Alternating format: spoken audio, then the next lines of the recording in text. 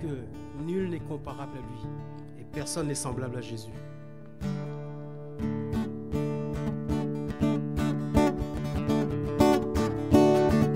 Il n'y a personne... Pardon, excusez-moi.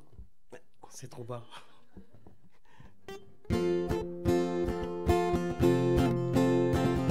Il n'y a personne comme Jésus. Il n'y a personne comme Jésus. Il n'y a personne comme Jésus. Il n'y a personne comme lui. Il n'y a personne. Il n'y a personne comme Jésus. Il n'y a personne comme Jésus. Il n'y a personne comme Jésus. Il n'y a personne comme lui. J'ai cherché, personne, personne. J'ai cherché, personne, personne. J'ai cherché, personne, personne. Il n'y a personne comme lui. Il n'y a personne comme Jésus. Il n'y a personne comme Jésus. Il n'y a personne comme Jésus. Il n'y a personne comme lui. Il n'y a personne comme Jésus. Il n'y a personne comme Jésus. Il n'y a personne comme Jésus. Il n'y a personne comme lui. J'ai creusé, personne, personne. J'ai creusé, personne, personne. J'ai creusé, personne, personne. Il n'y a personne comme lui. Il n'y a personne comme Jésus. Il n'y a personne comme Jésus. Il n'y a personne comme Jésus. Il n'y a personne comme lui. Il n'y a personne comme Jésus. Il n'y a personne comme Jésus.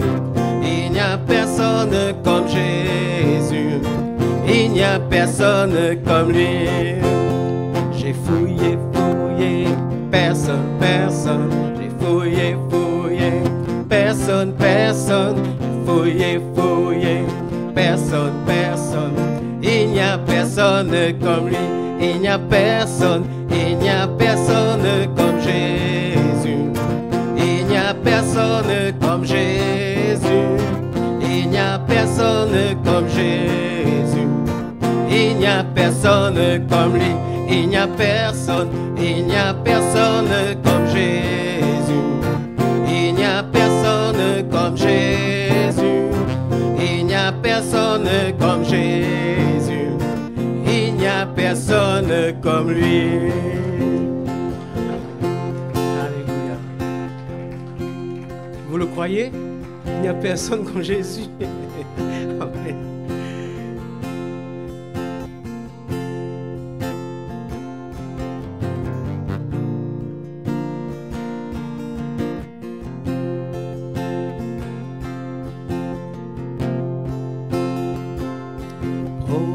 Prosterné, adore Yahweh.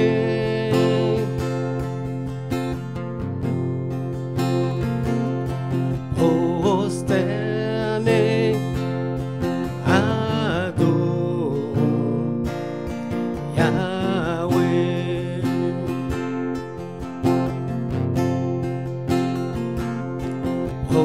Prosterné, adore Yahweh.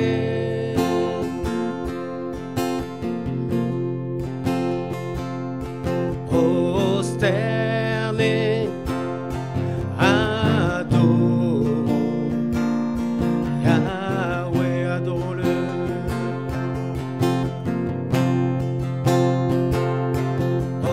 Prosterné, adore Yahweh.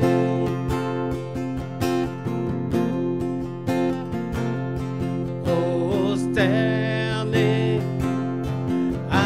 adore Yahweh. Prosterné,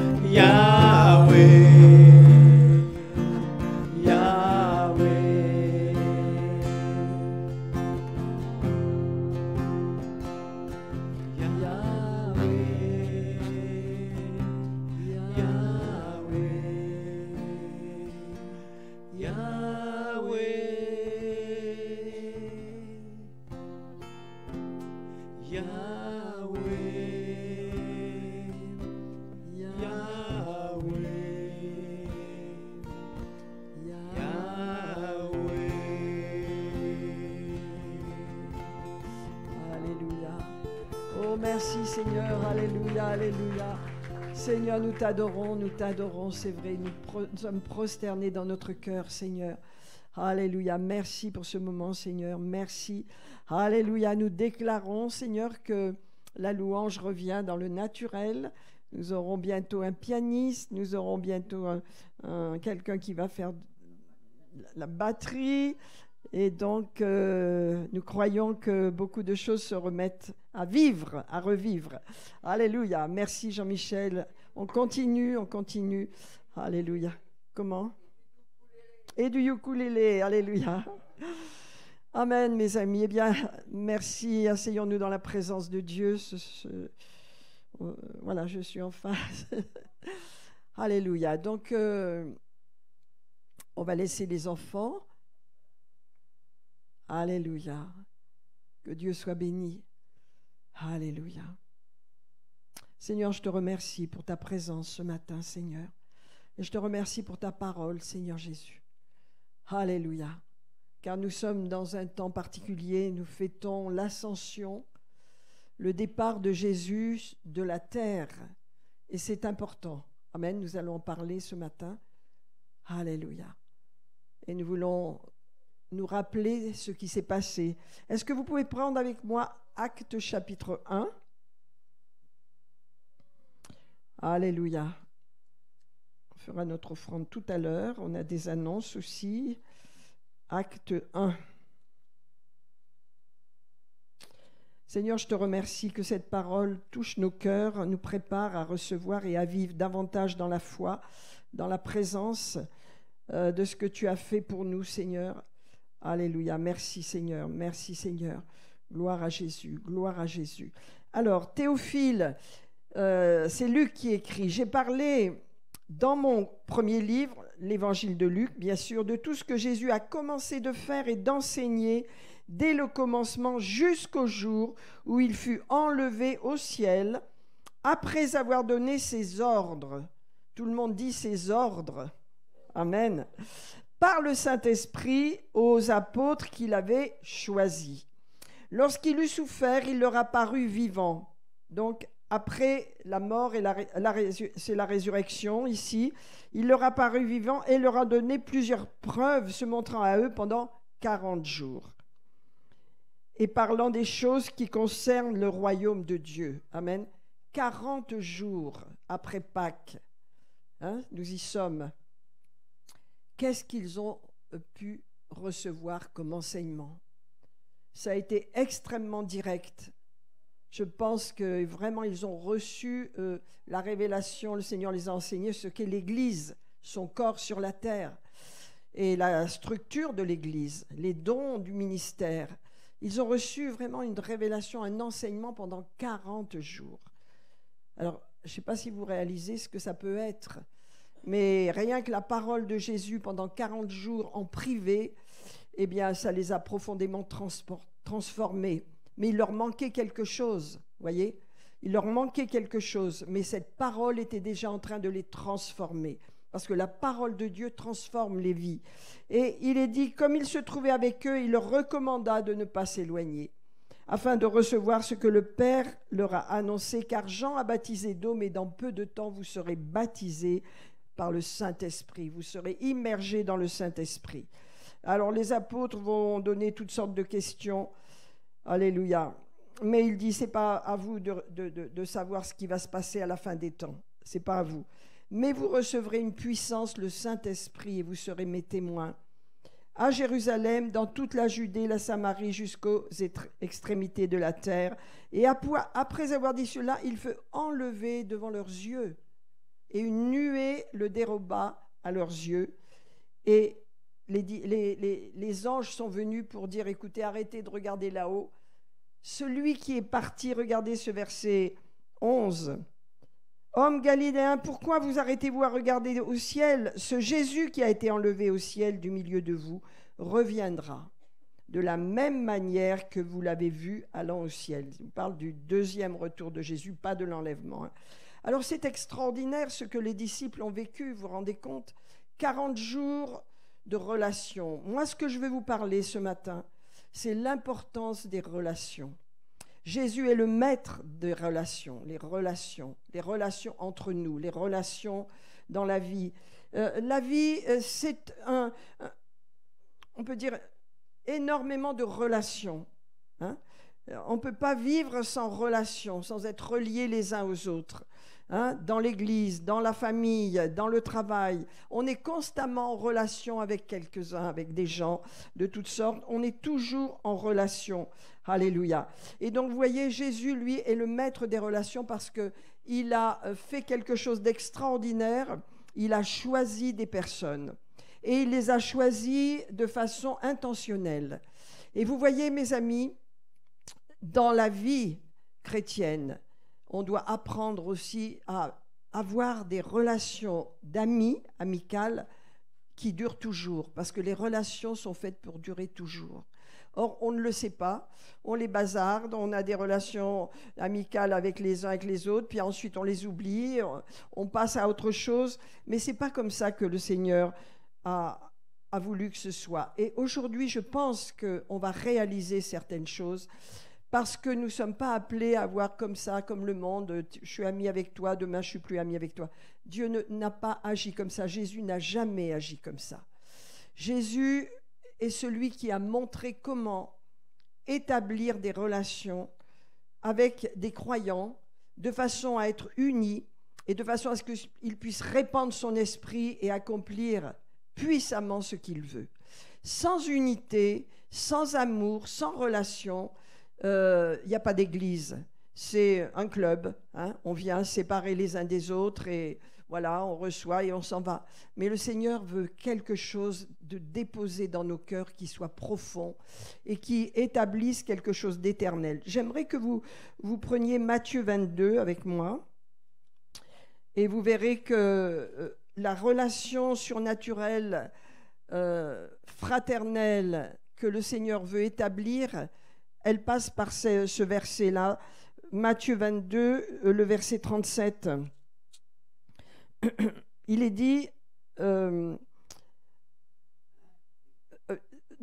Jésus parle avec quelqu'un qui lui dit, Maître, quel est le plus grand des commandements? Et donc Jésus va dire, le plus grand, voilà lequel c'est. Tu aimeras le Seigneur ton Dieu de tout ton cœur, de toute ton âme et de toute ta pensée. C'est le premier, le plus grand des commandements. Mais voici le second qui lui est semblable, tu aimeras ton prochain comme toi-même. Vous voyez, dans ces deux commandements, il est question de relation. Pour aimer le Seigneur, il faut être en relation avec lui. Tu aimeras le Seigneur, non pas avec un petit peu de ton coin de ton cœur, un petit côté de ton coin du cœur, non, de tout ton cœur. Mais tu l'aimeras aussi, il est dit, regarde, de toute ton âme, de toute ta pensée. Tu l'aimeras. Il remplira toute ta vie. Et c'est cela le plus grand commandement, ça veut dire c'est un commandement de relation avec Jésus. Tu aimeras le Seigneur. Et pour l'aimer, tu dois apprendre à être en relation avec lui. Pour être en relation avec lui, bien sûr, il faut lui parler, il faut lui ouvrir notre cœur, il faut être en relation, établir la relation, n'est-ce pas? Si vous n'établissez pas de relation avec le Seigneur tous les jours de votre vie, qu'est-ce qui se passe? C'est sec à l'intérieur, n'est-ce pas? La relation est établie tous les jours avec le Seigneur au travers de notre vie de prière, au travers de ce qu'on lui dit, au travers de ce qu'on lui parle. Et il dit, et tu aimeras ton prochain comme toi-même. Donc aimer son prochain, c'est aussi être en relation. Alors on voit que tout dans la vie traite de relation avec les gens, avec la famille, avec Dieu bien sûr. Alléluia. Et donc les relations, mes amis, que Dieu veut qu'on ait sont des relations qui vont durer toujours. Ce sont des relations éternelles. Mais il faut apprendre à les construire parce qu'une relation amicale, fraternelle, je dirais, elle se construit. Et elle ne se construit pas en un jour, n'est-ce pas? C'est progressif. Comment est-ce que le Seigneur a fait avec ses disciples? Vous voyez, il les a choisis et puis petit à petit, il est entré en relation avec eux. Il les a amenés, il les a socialisés, il les a invités à manger, il les a amenés dans différents endroits. Il a parlé avec eux, il a répondu à leurs questions. Et petit à petit, il les a socialisés. Et petit à petit, il est allé en communion. Il est entré en communion avec eux. C'est les 2 points, vous voyez. Et donc, regardez, on va regarder un passage là que j'aimerais qu'on lise, parce que le Seigneur a développé vraiment des relations avec ses disciples. Vous savez, les relations que nous pouvons avoir les uns avec les autres, c'est pas comme dans le monde où on se dit bonjour, viens boire un café, et puis c'est tout. Ça doit être intentionnel. Jésus a choisi ses disciples parce qu'il a vu en eux ce qu'il voulait obtenir d'eux. Dans une relation fraternelle, n'est-ce pas, on doit avoir un but, un objectif. On doit savoir ce qu'il y a dans le cœur de la personne avec laquelle on est ami, dans le but vraiment d'aller plus loin. Toujours, ça doit être intentionnel. Nous sommes chrétiens, nous avons une mission. Et tout ce que nous faisons, c'est de grandir et de développer, comme l'apôtre nous l'a dit, l'apôtre Cassius, développer nos relations, développer notre potentiel, développer notre cœur, développer notre façon de voir. Donc les relations fraternelles, aujourd'hui, elles ont besoin de grandir et d'être établies sur la vérité de Dieu. Alléluia. Parce que le Seigneur a construit des relations petit à petit. Il les a choisies et ensuite, eux, ils ont fait un pas, ils ont voulu aller avec lui. Regardez dans Jean chapitre 1. Jean chapitre 1, on voit quelque chose de la disponibilité de Jésus. Dans chapitre 1, verset 38, le lendemain, Jésus étant encore là avec Jean le Baptiste, étant là avec 2 de ses disciples, et ayant regardé Jésus qui passait, il lui dit, voici l'agneau de Dieu. Vous savez, il était prophète, il a reconnu Jésus, il a dit, c'est l'agneau de Dieu, celui qui va accomplir le sacrifice parfait. Et alors, les 2 disciples entendirent cela. Ils entendirent prononcer ces paroles et ils suivirent Jésus. Jésus se retourna et voyant qu'ils le suivaient, il leur dit, mais que cherchez-vous? Jésus s'intéresse à eux. Que cherchez-vous? Alors ils lui répondirent, Rabbi, ce qui veut dire maître, toi qui enseignes, où est-ce que tu habites? Où demeures-tu? C'est une question sociale. Ça, c'est pour socialiser. Ils voudraient savoir où il vit. Ils veulent savoir où il habite. Et Jésus leur dit, venez et voyez. Alléluia. Et ils allèrent et ils virent où il demeurait. Ils restèrent auprès de lui ce jour-là. C'était la 10e heure. Ça, c'est quelque chose qu'on doit comprendre. Jésus les a vus, ses 2 disciples, et il a vu ce qu'il voulait faire avec eux. Et il a commencé par ouvrir sa porte. Il a commencé à créer une relation. Il a commencé, pourquoi? Parce que nous, chrétiens, dans nos relations avec les frères et sœurs, nous devons être intentionnels. Nous devons voir comme Dieu voit nos frères et sœurs.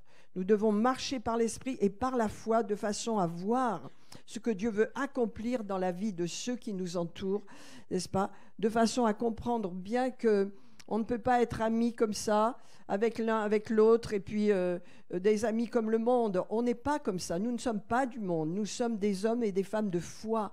Et dans notre affection les uns pour les autres, il y a une vision que nous devons avoir, parce que la relation fraternelle, elle est dans un but.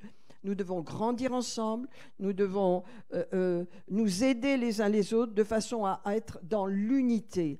Parce que le Saint-Esprit, on va le voir tout à l'heure, est descendu dans une communauté qui était profondément unie. Profondément unie. Qu'est-ce qui les unissait? Est-ce que c'est les sentiments émotionnels? T'es mon copain, je suis ta copine, je vais me promener avec toi, je fais des choses. Rien à voir, parce que ça, c'est la chair. Non, ils étaient intentionnels, ils savaient qu'ils avaient une mission et ils savaient que en s'unissant, en se rassemblant, alléluia, en marchant dans l'unité, en se voyant comme Dieu les voyait en fin de compte, en ayant le regard de Dieu sur son frère et sa sœur, qu'est-ce qui se passe? L'unité est en train de se former. Les relations sont en train de se créer parce que les relations ne peuvent pas se faire comme le monde. Nous avons des amis. On a des amis. On a des frères et sœurs. Ce sont nos amis. Ce ne sont pas notre prochain, ce sont nos frères et sœurs. Quelle relation avons-nous avec eux? Quelle relation? On se voit très peu. Nous avons un groupe de maison qui marche très bien. Maintenant, on est près d'une dizaine. Parce que qu'est-ce qu'on fait? On crée des relations entre nous. On parle de choses et d'autres, on ouvre notre cœur. On n'a pas de... on ne se cache pas l'un de l'autre, on est honnête, on est authentique. Et ça bâtit quelque chose dans nos vies. Vous voyez, ça nous permet de voir l'autre, de comprendre qu'il a de la valeur. Et c'est intentionnel. Amen. Parce qu'on veut grandir ensemble.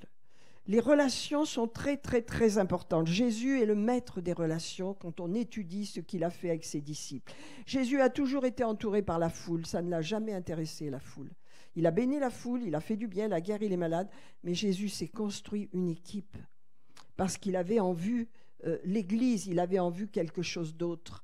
Mes amis, nous devons apprendre à voir les choses comme Jésus les voit. Nous devons apprendre à voir nos frères et sœurs de la même façon. Nous créons des relations, nous tissons des relations entre nous parce que nous sommes chrétiens, nous nous aimons, mais nous devons voir à travers l'autre le potentiel qu'il a et apprendre, n'est-ce pas, à mobiliser ce potentiel, apprendre à entourer la personne, à fortifier de façon à ce que les relations grandissent et se développent. Est-ce que vous me suivez ce matin ? Qu'est-ce que Jésus a fait ? Qu'est-ce qu'il a fait ? Il a développé premièrement leur foi. Si je suis ami avec des personnes dans l'Église, notamment je suis ami dans mon groupe de maison, et j'en suis très fière, on a des relations d'amis, de confiance, se fait du bien. Vous savez, nos réunions, elles devraient durer 1 heure, maintenant elles durent plus de 2 heures. Hein. On commence à 7h30 et j'ai dit à 9h30 quand même, il faut arrêter. Hein, parce que la dernière fois, c'était 10h moins le quart. Parce qu'on a tellement de choses à partager qui nous édifient, qui nous font du bien. Amen. Jésus a bâti quelque chose dans la vie de ses disciples, c'est premièrement leur foi. Et vous voyez, cette Église, elle a un message de foi. Et la foi répond à tous les besoins. Et il les a bâtis dans la foi, mais ça a été progressif. Il leur a montré l'exemple, il a partagé avec eux, il a fait des miracles, il leur a montré, ça a été progressif. Et dans nos relations les uns avec les autres, je parle des chrétiens, les relations que nous devons avoir les uns avec les autres, c'est aussi le potentiel que nous devons développer, la foi chez l'autre. Quand mon frère manque de foi ou ma sœur manque de foi, je peux l'aider parce que j'ai de la foi, parce que le message de la foi sauve les vies. Vous voyez, le message de la foi, ça doit être notre message régulièrement, constamment. Pourquoi ? Parce que sans la foi, il est impossible de plaire à Dieu. Et sans la foi, on vit comme le monde. Sans la foi, on gère les questions et les problèmes comme le monde. Or, nous ne sommes pas appelés à vivre comme le monde, nous sommes appelés à vivre bien plus haut, dans une dimension plus élevée. Nos problèmes, il faut les voir dans la dimension de l'esprit et par la foi. Qu'est-ce qu'il a fait, le Seigneur ? Il a développé leur foi en eux. Il a développé le surnaturel. Il leur a montré comment marcher sur l'eau. Pourquoi il est venu comme ça en pleine nuit, c'était dans le bateau ? Il voulait qu'ils voient qu'ils ont une puissance surnaturelle sur les éléments, qu'ils ont de l'autorité. Il allait leur donner tout ça. Il a développé le côté surnaturel de ses disciples, pour qu'ils voient que la foi est surnaturelle, n'est-ce pas ? Et puis, il a développé en eux ce qu'on appelle le leadership. Vous savez, chacun d'entre nous, nous sommes appelés à conduire. Le lead, ça veut dire conduire. Leadership, ça veut dire être un conducteur. Nous sommes appelés à conduire d'autres personnes. Nous sommes tous appelés à cela. Et Jésus les a développés dans leur leadership.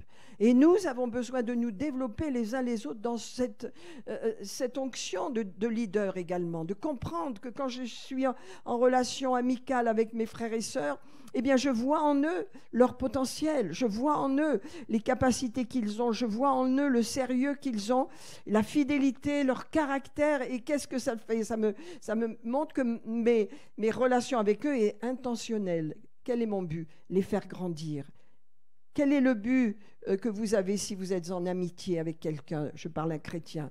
C'est grandir avec lui, lui donner ce que vous avez de façon à ce qu'il grandisse. C'est que quelque chose se passe, c'est qu'il y ait une communication entre les amis, les chrétiens entre eux. Est-ce que vous me suivez ce matin ? Alléluia. Au fur et à mesure, vous voyez que les disciples ont rencontré des problèmes, des difficultés. Eh bien, ça a bâti leur caractère et ça leur a révélé leur cœur. Vous voyez ? le Seigneur a voulu révéler leur cœur parce que ça fait partie de la relation. Une relation qui dure, une amitié qui dure. Eh bien, qu'est-ce qui va se passer? Au début, c'est tout rose, mais dans le temps, le cœur va se révéler. Alors, avec ce qui est bon, avec ce qui est moins bon. L'amitié, c'est fait pour durer. Quand je ne parle pas de l'amitié du monde, mais je parle de l'amitié fraternelle, elle est faite pour durer éternellement. Elle continuera dans l'éternité. De même que le mariage est établi sur la terre quand un homme et une femme qui croient en Jésus se marient, cette relation qui sera différente au ciel, qui ne sera pas du tout la même, mais elle durera également dans le ciel. Les amis qu'on se fait dans l'Église, la relation qu'on bâtit, qu'on travaille, dans laquelle on s'engage, elle est éternelle. Elle n'est pas faite pour s'arrêter au bout de 2 ans, 3 ans, 6 ans. Non, elle est faite pour durer éternellement. Éternellement, mes amis. Et ça, c'est une notion qu'il faut qu'on se mette dans la tête, parce que ce n'est pas du tout la pensée qu'on est. Quand j'ai étudié ce message, d'abord, je voulais le donner dans le groupe de maison, puis j'ai pensé que c'était bien ce matin de le donner. Mais je vais vous dire, on n'est pas habitué à penser comme ça. Vous êtes d'accord ? Alors peut-être certains vous pensez comme ça, mais beaucoup ne pensent pas comme ça. On a des relations superficielles, on a des relations épisodiques, on se voit le dimanche, mais c'est pas ça, que Dieu veut faire quelque chose de plus grand. Amen. Dieu va faire quelque chose au milieu de nous où nous allons vraiment entrer dans cette relation d'intimité, d'unité les uns avec les autres et où nous allons développer ce côté relationnel qui est essentiel. Alléluia, pour marcher dans l'unité, parce que vous voyez, le mouvement de l'esprit, quand les 120 étaient dans la chambre haute, ils avaient une unité extraordinaire entre eux. Ils avaient passé tout ce temps avec Jésus. Et au départ, ils étaient plus de 500, après ils sont restés 120. C'est les fidèles. Les fidèles sont restés 120, mais ils avaient des relations profondes entre eux. Ils étaient d'un commun accord, la Bible nous dit. Ils étaient d'un commun accord ensemble, à persévérer dans la prière. Pendant 10 jours, ils ont tenu. Ça ne veut pas dire qu'ils étaient pendant 10 jours enfermés dans une pièce, ils allaient vaquer à leurs occupations et ils revenaient, parce qu'ils avaient entre eux une profonde relation. Est-ce que je vous dis quelque chose ce matin? Mes amis, je ne dis pas qu'on est dans ce monde-là. On va y entrer. En tous les cas, moi, je vais vous dire, c'est ce que je veux. Je veux qu'on entre dans cette dimension de l'amour fraternel, où c'est profond, où on est unis, où on se fait confiance et où on partage, on a des liens. Parce que si on ne se connaît pas, si on ne partage rien, qu'est-ce que vous voulez que il n'y aura pas de relation. Jésus est le maître des relations. Avec ses disciples, il nous montre l'exemple. Il s'est révélé progressivement. Il n'a pas tout montré qui il était d'un coup, mais petit à petit, il les a formés, il les a conditionnés à croire. Voilà ce que c'est la foi. Il les a enseignés et ensuite il leur a révélé ce qu'il allait faire. Il leur a parlé de la croix, il leur a parlé en pleine intimité de sa souffrance, de ses pleurs, de sa douleur. Il leur a parlé parce que ça y est, ils étaient tellement proches de son cœur à ce moment-là. Mais il a attendu 3 ans. Les relations que nous pouvons avoir les uns avec les autres, elles vont grandir. Pas n'importe comment. Pas n'importe comment. Elles vont grandir. Alléluia. Nous, dans notre groupe de maison, ce que nous faisons, c'est cela en fin de compte. Pierre, c'est cela. Pierre était un peu, s'est dit au début, je ne vais pas me mettre de trop de fardeau, j'ai une affaire à mener, tout ça, bon, d'accord. Mais il a pris du plaisir parce que ce n'est pas l'Église, c'est des relations qui se créent entre nous. Dans un but, bien sûr, de bâtir notre foi et d'élargir, bien sûr, notre groupe à d'autres encore. Amen. Et voyez, et au milieu de nous, on a besoin de cela. On a besoin. Et je vais faire des choses prochainement, dès que mes locaux seront prêts, pour que nous puissions avoir du temps ensemble et vraiment, vraiment avoir des échanges profonds, des relations entre nous. Amen, c'est important.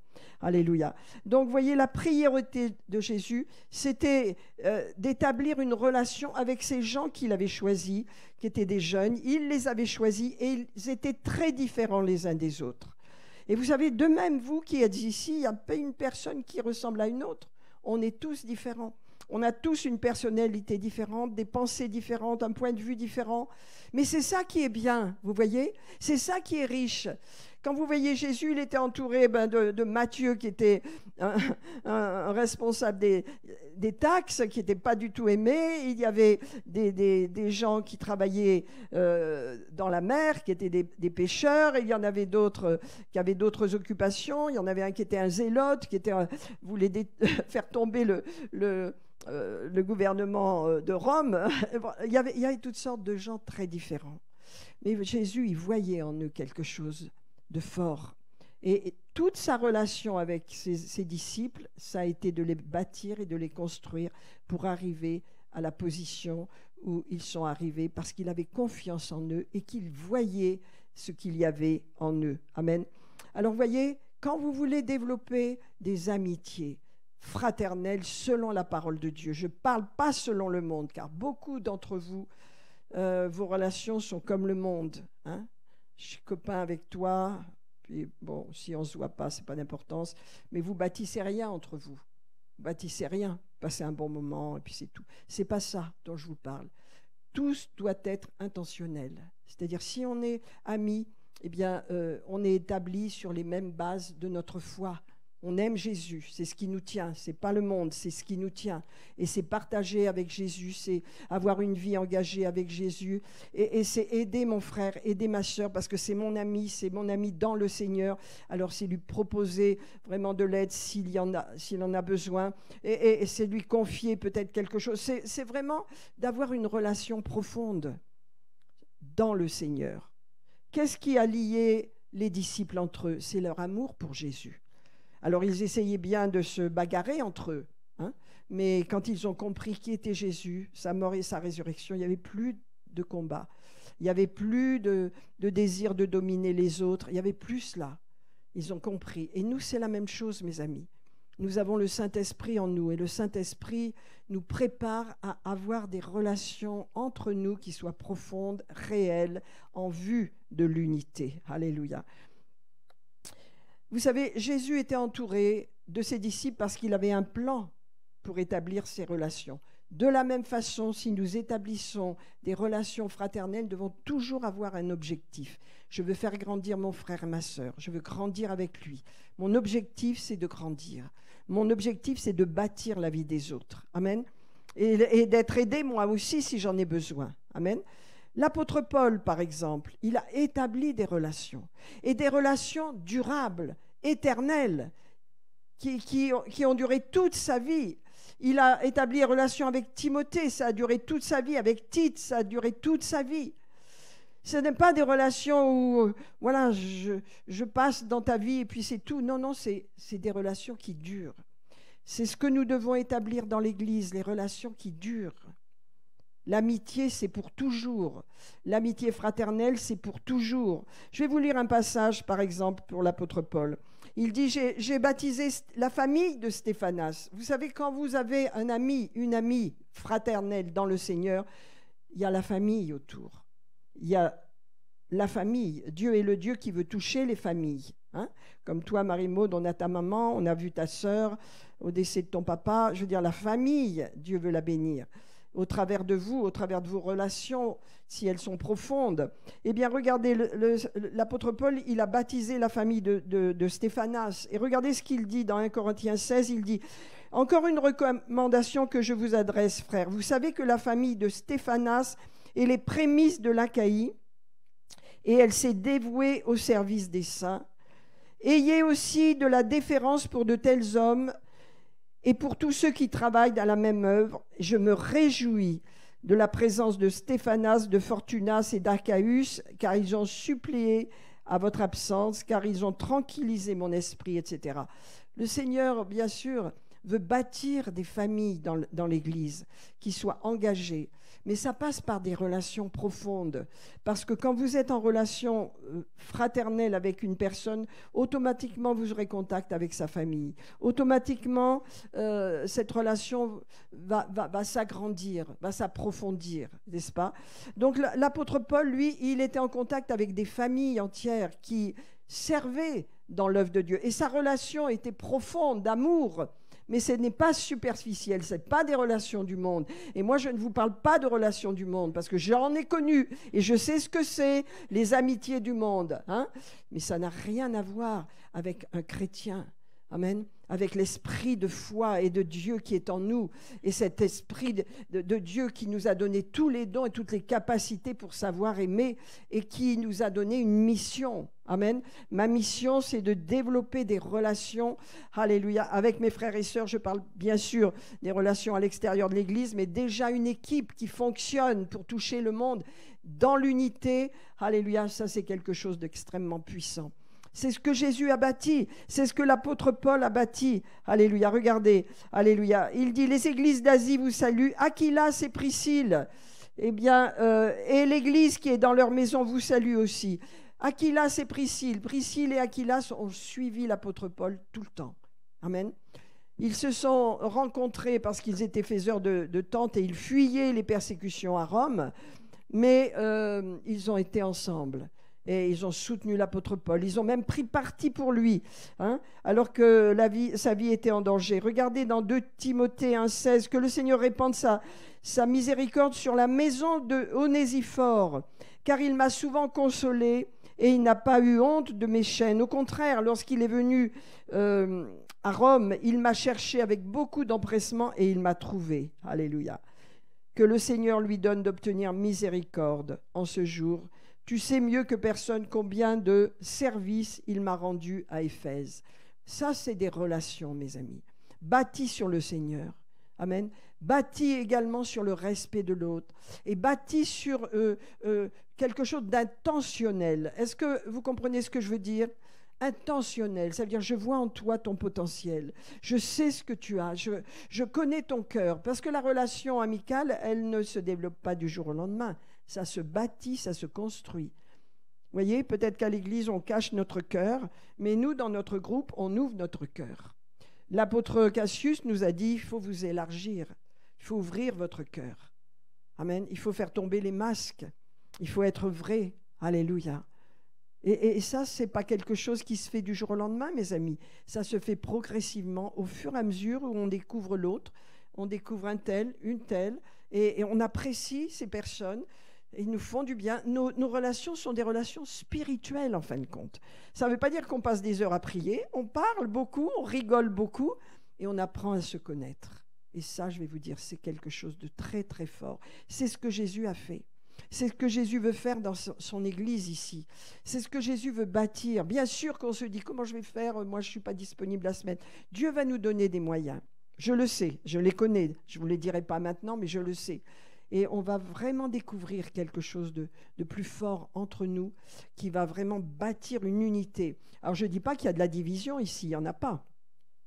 Mais l'unité, c'est autre chose. C'est bâti sur de l'amour fraternel. C'est bâti sur un désir intentionnel de grandir ensemble dans le but de recevoir quelque chose de Dieu de puissant pour toucher notre monde. C'est quelque chose qui est intense. Si on n'a pas de but, si on vit comme ça, on se pose, on va nulle part, Dieu veut nous donner vraiment ce sens des relations de façon à ce que nous allions vers le but qui est le sien, sauver les âmes. Et on n'y va pas tout seul, c'est vrai, on fait l'évangélisation personnelle, c'est vrai, mais en tant qu'équipe, il y a quelque chose de puissant qui va venir. Regardez dans Acte 2 avec moi. Est-ce que ça vous parle ? Est-ce que ça vous parle ? Je vous parle de l'amour fraternel. Je vous parle de Jésus qui a développé des relations avec ses disciples, en particulier profondes, et qui est un exemple. Et ce n'est pas parce qu'il y a des foules que Jésus avait des relations avec les foules. Il les bénissait, mais ses relations profondes étaient avec ses disciples. Il prenait soin d'eux. Venez à l'écart, reposez-vous. Allez et je vous donne autorité. Il prenait soin d'eux. Il avait soin, il répondait à leurs questions. Il les reprenait aussi. Il les corrigeait quand il y avait besoin, quand il commençait à chamailler qui est le plus grand, etc. Il s'occupait d'eux. Il était un père. Amen. Mes amis, dans nos relations fraternelles, Dieu va nous aider à aller plus profondément. Parce que le but des relations, c'est d'ouvrir notre cœur. de façon à ce que nous voyions un petit peu ce qui se passe dans notre cœur. Vous savez, quand Jésus s'est occupé de ses disciples, eh bien, il y a eu des conflits. Mais vous savez que les conflits, à la façon dont nous les gérons, vont nous aider à devenir matures. Une relation qui n'a pas de conflit, ça n'existe pas. Hein? Un mariage sans conflit, ça n'existe pas. Hein? C'est des personnalités qui vont se frictionner ensemble et dans le conflit, on devient mature à la façon dont on le règle. Amen. Et fuir les conflits, c'est se fuir soi-même. Hein? Mais affronter les conflits et les gérer comme Dieu veut, les gérer en comprenant l'autre. Il y a un conflit, donc il y a quelque chose que je n'ai pas compris de peut-être mon mari ou mes enfants.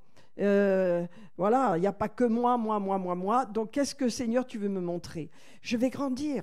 Les disciples ont maturé, sont devenus matures à travers les conflits qu'ils avaient les uns avec les autres et à travers aussi les conflits qu'ils avaient avec Jésus. Hein? Pierre qui lui dit « Non, tu n'iras pas à la croix. Non, arrière de moi, Satan, tu mets un scandale. » Il était repris, Pierre. Alors, on l'imagine. Mais c'est ça, avoir des profondes relations les uns avec les autres. C'est ouvrir notre cœur. Ce que Jésus voulait, c'est qu'ils ouvrent leur cœur. Il voulait qu'ils voient eux-mêmes qui ils étaient, parce qu'ils ne se connaissaient pas. Pierre dit, non, moi je ne t'abandonnerai pas, je vais sortir mon épée, je vais te défendre. Et il lui dit, tu sais, avant même que le coq chante 3 fois, tu m'auras renié 3 fois avant que le coq chante.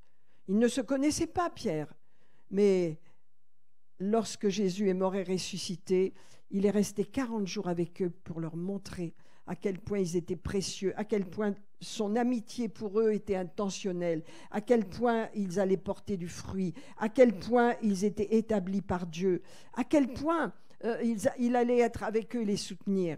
Ce sont les piliers de l'Église, mais c'est Jésus qui les a choisis et c'est Jésus qui les a amenés à la position où ils sont allés pour établir l'Église, hein, acte 2, mais il a fallu des relations profondes, des relations vraies.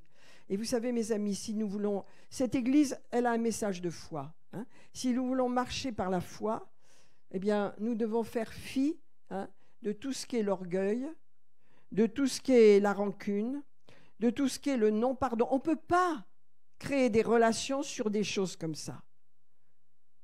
On ne peut pas créer des relations sur des gens qui ont de la rancune, sur des gens qui sont amers, sur des gens qui critiquent les autres, sur des gens qui ne pardonnent pas, sur des gens qui vivent dans le passé. On ne peut pas. On peut les aider, mais ça va être difficile d'être ami avec ces gens-là. Pourquoi? Parce qu'ils sont pleins de piques et ils ne veulent pas de relations. On établit des relations lorsque on peut gérer nos émotions, gérer notre vie en accord avec le Seigneur. Prendre le repas du Seigneur, c'est très important. On ne peut pas le prendre n'importe comment, en ayant de la haine contre quelqu'un, contre un pasteur, une église. Sinon, on prend un jugement contre soi-même. Et vous savez, les jugements de Dieu, j'écoutais un message de Kenneth Hagin dernièrement, ça ne vient pas en un an. Mais quand ça tombe, ça tombe. Quand ça tombe, ça tombe. Le jugement de Dieu, quand ça tombe, ça tombe. Amen. Et ça, vous ne pouvez plus rien y faire. Parce que Dieu voit les cœurs. Mais il ne juge pas ses enfants, ne vous inquiétez pas. Mais quand les gens pêchent, quand les gens sont dans le péché, il attend, et il attend, et il attend, jusqu'au moment où le jugement tombe.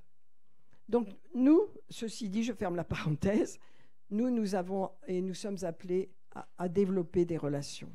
Et nos relations fraternelles, elles doivent être établies de la même façon que Jésus les a établies sur l'amour du Seigneur, de façon à ce que ces relations puissent grandir et qu'ensemble on grandisse avec un seul objectif, servir Jésus, servir le Seigneur. Amen. Vous voyez, ça c'est le rassemblement total. Quand on se rassemble autour d'une idée comme cela, ben, il y a l'unité. Regardez dans Acte 2, 41, vous voyez à quel point ils étaient unis. Alors, on nous dit, c'est donc les apôtres qui prêchent l'évangile, donc, et ceux, verset 41, qui acceptèrent sa parole furent baptisés, et en ce jour-là, le nombre des disciples s'augmenta de 3000 âmes. Ce sont les hommes là qui sont, mais il y en a plus, il y avait les femmes et les enfants. Alors, ils ont persévéré, hein, dans l'enseignement des apôtres, dans la communion fraternelle, dans la fraction du pain et dans les prières. Amen. Ça, la communion fraternelle vient tout de suite après l'enseignement des apôtres parce que c'est une clé pour le réveil. Le réveil que Dieu veut donner à ce pays de France ne sera pas quelque chose de nouveau. C'est quelque chose qui ressemble à la première église. C'est dans l'amour que ce réveil va venir, dans l'unité, dans la vraie relation les uns avec les autres. Amen. C'est un réveil d'amour. Et ce n'est pas émotionnel, l'amour. C'est un réveil de relation profonde sur lequel on connaît le frère, on connaît la sœur et on l'apprécie. Et s'il tombe, eh ben, je le relève. Mon amour pour lui ou pour elle est stable et solide parce qu'il est fait pour durer toute ma vie. L'amitié fraternelle est faite pour durer tout le long de votre chemin dans la vie. Ce n'est pas fait pour passer comme les copains, hein. Ça dure une année scolaire et puis on passe à d'autres copains et d'autres copains et d'autres copains. Ça, c'est le monde. Mais l'amitié fraternelle, elle est faite pour être éternelle parce qu'on la retrouve là-haut. Amen, on la retrouve là-haut. Alors, regardons un petit peu. Il est dit qu'ils ont persévéré dans l'enseignement et la communion fraternelle. Ça veut dire qu'ils avaient une communion. Vous savez ce que c'est une communion? Est-ce qu'on est en communion les uns avec les autres? On est par l'esprit, mais en communion, ça va plus profondément. Hein, moi, il y a beaucoup de vies, je ne connais pas votre vie, je n'ai pas à la connaître non plus, mais on a besoin de relations profondes. Pourquoi il y a des groupes de maison? Pourquoi? Pour entrer en relation les uns avec les autres et bâtir cette union que le Seigneur désire pour nous. Il le désire, il ne veut plus qu'on soit des étrangers les uns pour les autres. On n'a pas à raconter sa vie, d'ailleurs on ne raconte pas, on garde notre intimité personnelle, mais on partage quand même, on se fait connaître à l'autre. Hein? On échange nos goûts, on échange nos rêves, on dit nos souffrances, on dit nos problèmes, et on se bâtit ensemble, on se soutient dans un but, servir Dieu, se bâtir dans la foi et bâtir cette communion fraternelle qui vient par l'enseignement donc des apôtres. Et qu'est-ce qu'ils ont fait eux? Ils mangeaient ensemble. Vous savez, c'est une clé. Fraction du pain, il n'y a pas que la Sainte-Seine, il y a manger ensemble. Et ils priaient ensemble. Ça, c'est un ciment extraordinaire. Alors, la conséquence, c'est que la crainte s'emparait de chacun d'eux parce qu'il y avait beaucoup de miracles par les apôtres. Et ils étaient, regardez, 44, tous ceux qui croyaient étaient dans le même lieu et ils avaient tout en commun. C'est le mouvement de l'esprit qui était au milieu d'eux. Tu es dans le besoin, je ne veux pas que tu sois dans le besoin, je veux t'aider. C'était ça. Leur cœur était vraiment pour leurs frères. Il y avait un mouvement profond d'amour entre eux qui n'était pas superficiel. Et c'était tellement puissant dans l'esprit que quand est arrivé des menteurs comme Ananias et Saphira, ils sont morts. L'esprit les a tués. Le Saint-Esprit a dit... Non, le mensonge n'entrera pas dans cette unité profonde établie entre vous. Le mensonge n'entrera pas. Vous voyez? Parce que, regardez, alléluia, ils étaient intéressés par le besoin des autres. Ils vendaient leurs propriétés, leurs biens, ils partageaient entre tous. Et le verset 46 vous dit, ils étaient chaque jour tous ensemble. Chaque jour. Tous ensemble. Je ne sais pas si vous voyez ce que c'est.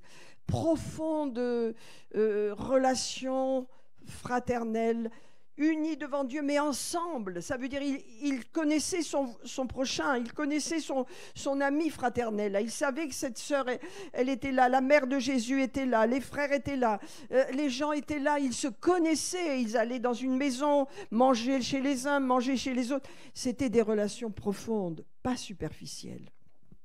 Regardez, ils étaient chaque jour, tous ensemble. Alors, ils allaient assidus au temple, assidus à l'église, tous ensemble. Hein? Et ensuite, regardez, ils rompaient le pain dans les maisons. Alors, ils n'allaient pas, ils étaient des milliers. Hein? Les maisons s'ouvraient, viens manger chez moi, je vais organiser un repas. Allez, 15 personnes, je prends 15 personnes avec moi et vous faites le repas, vous venez chez moi, c'est vous qui cuisinez et on mange ensemble. Et après, on prie ensemble. Et après, s'il y a besoin de se faire baptiser, on baptise ensemble. Ça, c'est la vie à côté de l'église, à côté du dimanche. Voyez?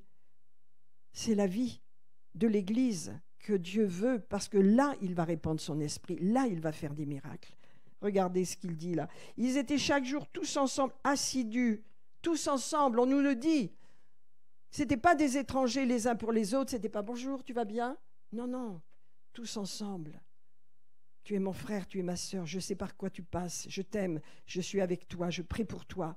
Il n'y a pas de jugement, il n'y a pas de jugement. Vous savez, le jugement détruit les relations. Et ça, c'est la chair qui juge. Qu'est-ce qu'elle fait, la chair ? Elle juge, mais il est dit que toi qui juges, tu as une poutre dans ton œil. C'est le jugement. Tu sais, toi qui as la poutre dans l'œil. Et l'autre, il n'a qu'une paille. Mais toi, tu crois qu'il a la poutre, mais c'est toi qui l'as. Ça veut dire que c'est toi qui es dans le péché, parce que tu juges ton prochain. Amen. Alors regardez, ils étaient tous ensemble assis au temps. Ils rompaient le pain, ils mangeaient dans les maisons. Et ils prenaient la nourriture avec joie et simplicité de cœur. Ça veut dire humilité. C'est la vie chrétienne, l'humilité. Que Dieu nous aide, mes amis. Que Dieu nous aide, parce que moi, c'est cette destinée que j'ai.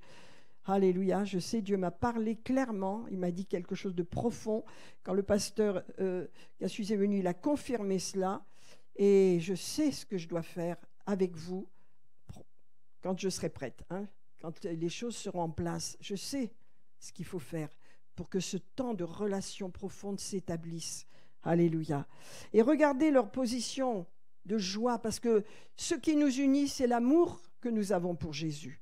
Ce qui nous unit, c'est cela. Maintenant, alors c'est bien, tu aimeras le Seigneur ton Dieu de tout ton cœur, de toute ta pensée, de toute ta force, et ton prochain. Et maintenant, ce qu'on a besoin, c'est cette deuxième partie. Amen. On s'aime dans le Seigneur, on se respecte, c'est vrai, mais on est superficiel. On n'a pas des relations profondes, et Dieu veut nous en donner. Il veut ouvrir nos cœurs, il veut faire quelque chose de profond en nous. Pourquoi ? Parce que ça va gérer le futur.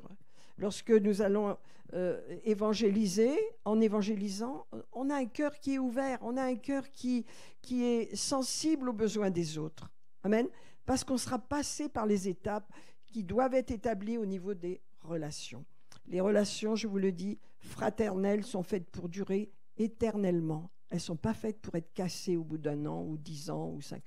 Bon, les gens peuvent partir, quitter la région, aller ailleurs. Ça ne casse pas la relation dans le cœur. Moi, ça ne me casse pas la relation. Amen. Alors, je sais que vous êtes surpris de cela, mais moi, ça me touche beaucoup de comprendre qu'on a besoin d'approfondissement. Amen. Et il faut bien sûr...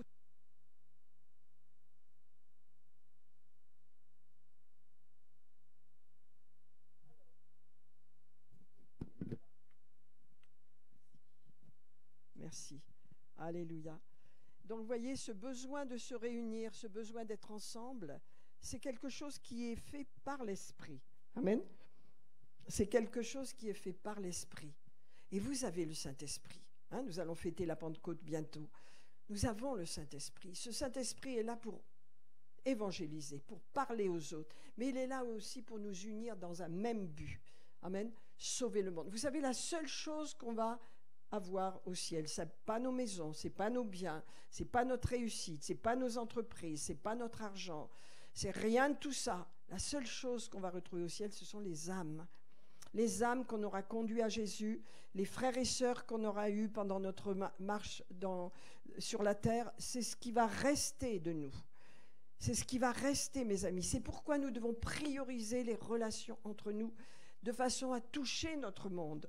Non pas pour rester entre nous enfermés, mais pour grandir dans l'amour fraternel, de façon à porter du fruit à l'extérieur. Parce que, mes amis, si j'apprends à aimer mon prochain, à aimer mon frère, ma sœur, je vais aimer automatiquement les gens du dehors. Je saurai leur parler, je saurai les approcher. Je n'ai pas besoin d'attendre des jours et des jours, je peux le faire facilement. Mais entre nous, il faut qu'il y ait cette unité. Regardez simplement, je veux vous lire, regardez Acte 2, le jour de la Pentecôte, ils étaient encore tous ensemble, unis, dans un même lieu. Ça, c'est très puissant. Pendant tout ce séminaire, on était tous ensemble, dans un même lieu. On recevait de Dieu, on recevait la parole. Amen. On était unis, mais aujourd'hui, Dieu veut qu'on se connaisse. Dieu veut qu'on approfondisse les relations. Alléluia. Et donc, les langues semblables à des langues de feu Et ils furent tous remplis du Saint-Esprit et se mirent à parler en langue. C'est la clé, mes amis.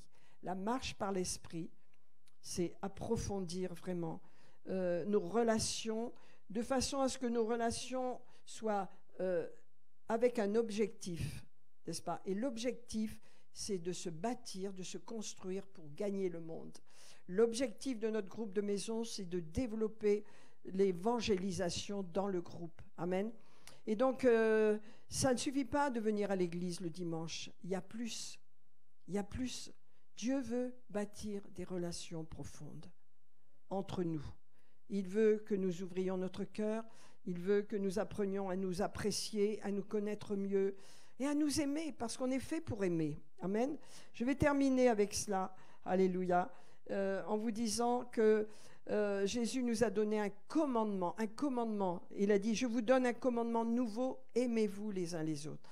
Vous savez, le mot aimer veut dire, oui, moi j'aime par l'esprit, mais c'est aussi le fait de se respecter, de s'honorer, de ne pas se juger, de ne pas critiquer. C'est le fait de se pardonner. Vous savez, j'ai noté, quand il y a l'unité, il n'y a pas d'esprit de compétition. Vous savez, Pierre, il avait l'esprit de compétition, hein. L'esprit de compétition peut être même dans le couple.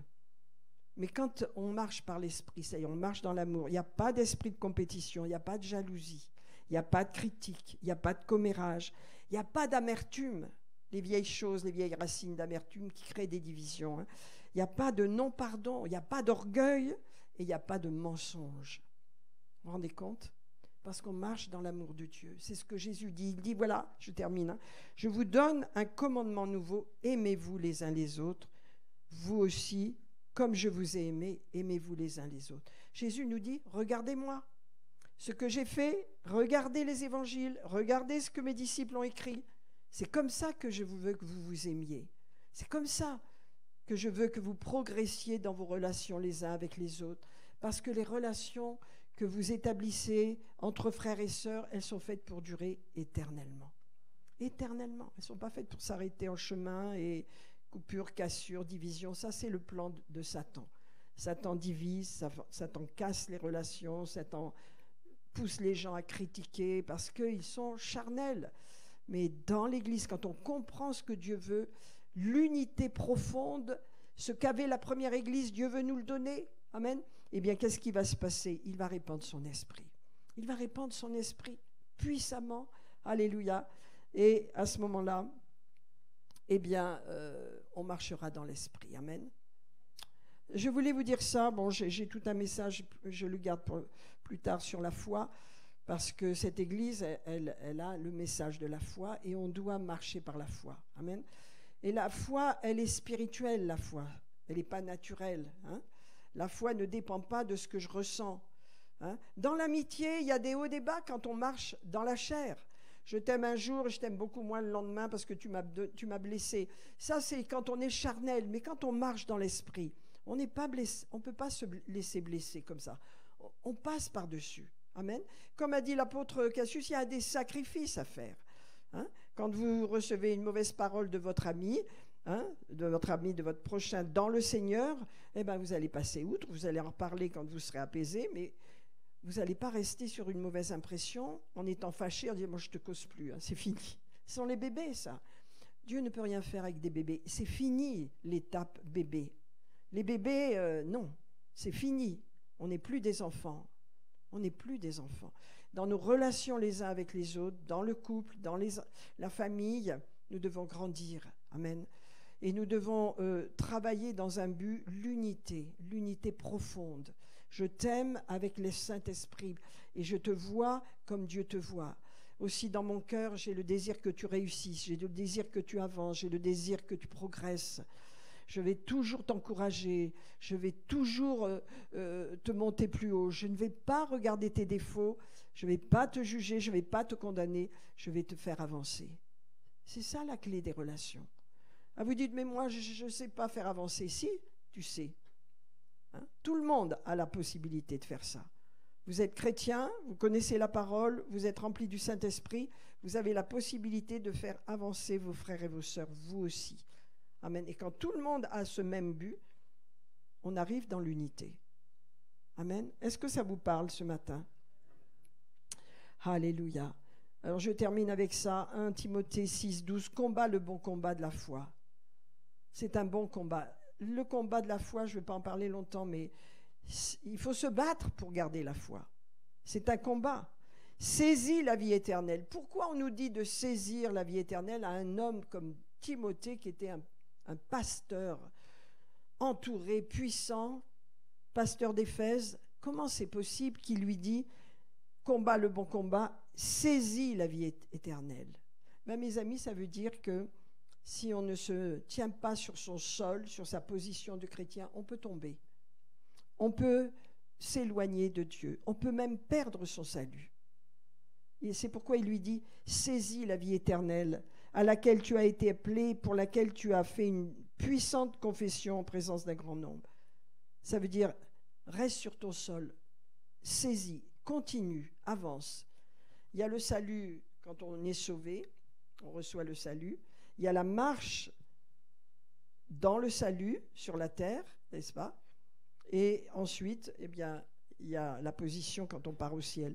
Mais quand on est sauvé, on doit travailler à votre salut. La Bible nous dit travailler à votre salut avec crainte et tremblement. Ça veut dire je suis sauvé, ben c'est fini, je fais ce que je veux. Non. Il faut continuer de travailler à ton salut chaque jour. Et c'est ce que l'apôtre Paul dit à Timothée, combat le bon combat, saisis la vie éternelle. Vous dites, mais il avait la vie éternelle. Ben ouais, mais il devait s'accrocher dessus chaque jour. Pourquoi? Parce qu'il y a un ennemi. Amen. Et dans l'amitié, dans les relations fraternelles, vous le savez qu'il y a un ennemi. Il veut que ce soit tout superficiel, qu'on se blesse les uns les autres, qu'on se déplaise les uns les autres et qu'on se quitte, comme le monde. Mais ce n'est pas ce que Dieu veut pour nous. Ça, c'est Satan. Hein. Il fait ça, il fait des ravages dans le monde avec cela, mais pas avec les chrétiens qui comprennent que je veux maturer, je veux devenir mature.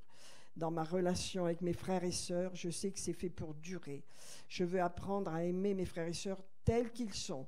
Amen. Je veux apprendre à voir ce que Dieu a mis en eux. Je veux les aider, les bâtir, les construire parce que je les aime de façon intentionnelle. Non pas comme ça, mais parce que je suis engagée dans une mission. Et quand je parle de moi, c'est de vous, hein, vous de même. Vous êtes engagés dans une mission.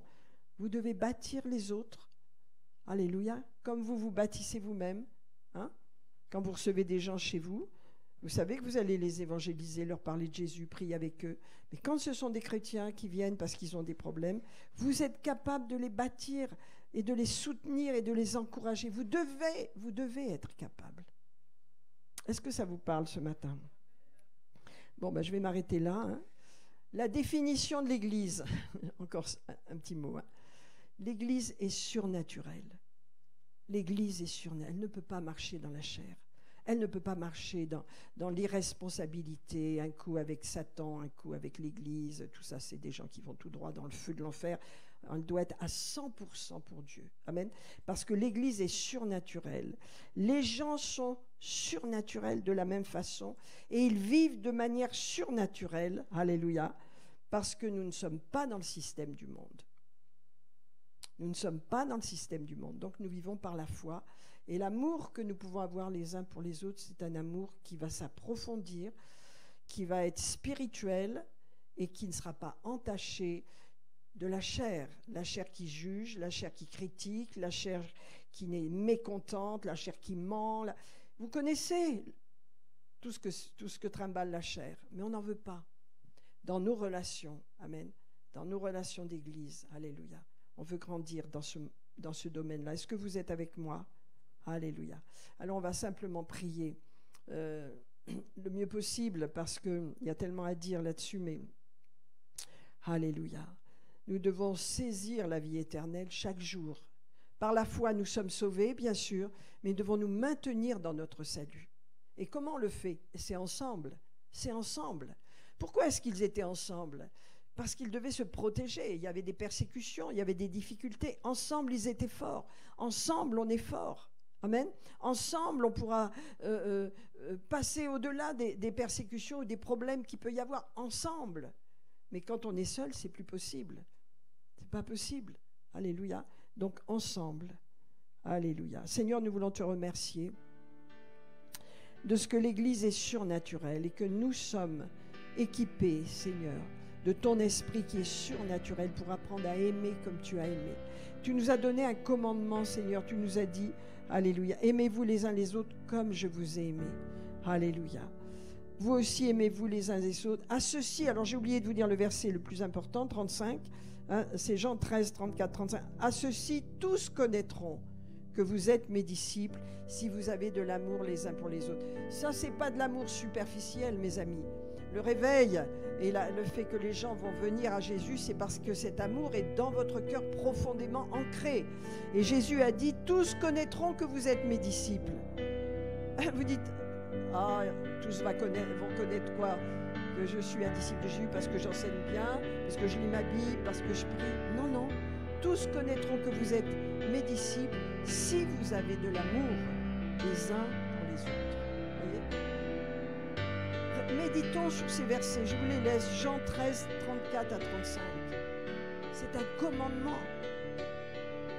Ce n'est pas superficiel avec Jésus. La vie n'est pas superficielle, la vie chrétienne. C'est profond, c'est profond. Ce qu'il y a dans ton cœur, Dieu le connaît. Ce qu'il y a dans ton cœur, il y a des bonnes choses, il y a des moins bonnes choses. Mais en tous les cas, Dieu veut faire quelque chose de bon et de grand dans ton cœur. Et il veut l'ouvrir, l'élargir. Alléluia, te faire grandir dans l'amour de Dieu. Je répète, je vous donne un commandement nouveau. Aimez-vous les uns les autres comme je vous ai aimé. Aimez-vous les uns les autres. À ceux-ci, tous connaîtront que vous êtes mes disciples si vous avez de l'amour les uns pour les autres. Amen. Seigneur, merci Seigneur pour cette parole qui nous fait comprendre que l'amour fraternel, ça n'est pas l'amitié humaine. Dans le monde, c'est pas ça du tout, c'est autre chose. C'est un amour qui a un but, qui a une destinée, qui a une mission et qui est de bâtir la vie des autres, de la construire, de l'aider sur le long terme. L'amour fraternel est établi sur du long terme, pas sur quelques mois, quelques années. Elle est éternelle, elle durera toujours. Jésus l'a dit, faites-vous des amis avec les richesses de ce monde, vous les retrouverez dans les tabernacles éternels. Toujours ce que vous bâtissez dans la vie des autres, vous le retrouverez. Alléluia, les autres vous suivront et dans le ciel, ils vont vous dire, mais tu m'as aidé là, tu m'as beaucoup aidé, tu as fait ci et ça pour moi. Vous les retrouverez, amen. Seigneur, aide-nous, tu connais nos cœurs à chacun, tu connais nos peurs, nos craintes, tout ce que l'on cache peut-être, à soi-même peut-être et aux autres, Seigneur. Fais tomber nos masques, Seigneur, que nous n'ayons pas peur les uns des autres, que nous soyons vrais les uns devant les autres, Seigneur. Que les masques tombent, Seigneur, que l'humilité nous conduise, que l'orgueil, soyons délivrés de tout orgueil, Seigneur, et que nous marchions dans l'humilité, parce que le Saint-Esprit nous conduit dans l'humilité, la simplicité de cœur, Seigneur. Comme faisaient les premiers disciples, ils prenaient leur repas avec simplicité de cœur, dans la reconnaissance d'avoir des amis dans le Seigneur, dans la reconnaissance de marcher dans la joie du Saint-Esprit, dans la reconnaissance du salut que nous partageons tous les uns les autres. Seigneur, aide-nous dans cette démarche à aller plus profond, à aller plus loin.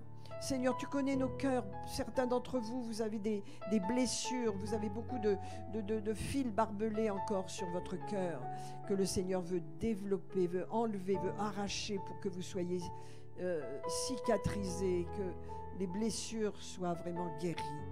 Merci Seigneur de ce que tes enfants pardonnent, Seigneur, à tous ceux qui les ont offensés. Merci Seigneur de ce qu'on ne retient pas les offenses.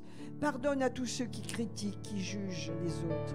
Seigneur, ils sont des victimes de Satan parce que c'est Satan qui les pousse. Pardonne-leur, Seigneur. Alléluia, qu'ils sachent que c'est pas la marche avec l'esprit, c'est pas la marche dans l'esprit dans laquelle ils sont, qu'ils sortent de ce mauvais sentier pour marcher dans l'amour, pour se pardonner, pour oublier le passé, oublier les erreurs du passé. Alléluia, et marcher en nouveauté de vie. Seigneur, tu nous as tout donné pour cela. Et nous sommes à une étape là dans ce mois de mai où nous voulons approfondir nos relations, Seigneur, nous faire du bien ensemble, arriver à une dimension vraiment d'unité, afin que tu répandes puissamment ton esprit sur nous, afin que le monde voie que nous sommes chrétiens, afin que le monde sache, Seigneur, que nous sommes là pour eux, Seigneur, et que nos cœurs soient élargis encore, comme tu l'as fait, tu nous l'as prêché pendant 3 jours. Nous voulons nous élargir, Seigneur. Nous ne voulons pas avoir honte de ce que nous sommes. Nous ne voulons pas avoir honte de qui nous sommes. Au contraire, nous voulons être fiers parce que nous sommes tes enfants, Seigneur. Et nous portons ta gloire et je prie que chacun d'entre nous, ce matin, réalise qu'il a du travail à faire avec elle-même ou lui-même pour vivre vraiment une relation plus profonde avec les autres, plus réelle. N'aie pas peur des autres, n'aie pas peur. Tu te caches, tu fuis parce que tu as peur de l'autre. Mais l'autre a besoin de toi, l'autre a besoin d'apprécier qui tu es.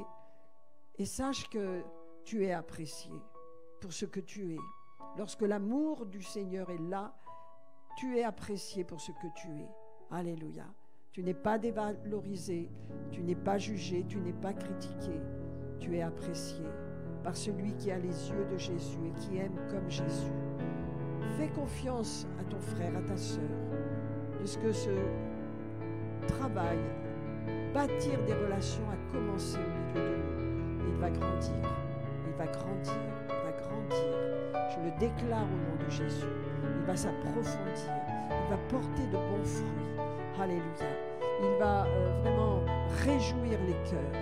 Il va permettre que la joie descende abondamment au milieu de nous. Alléluia. Et que ces relations vraiment puissent naître puissamment et profondément dans la vie de chacun de nous. Au nom puissant de Jésus. Amen.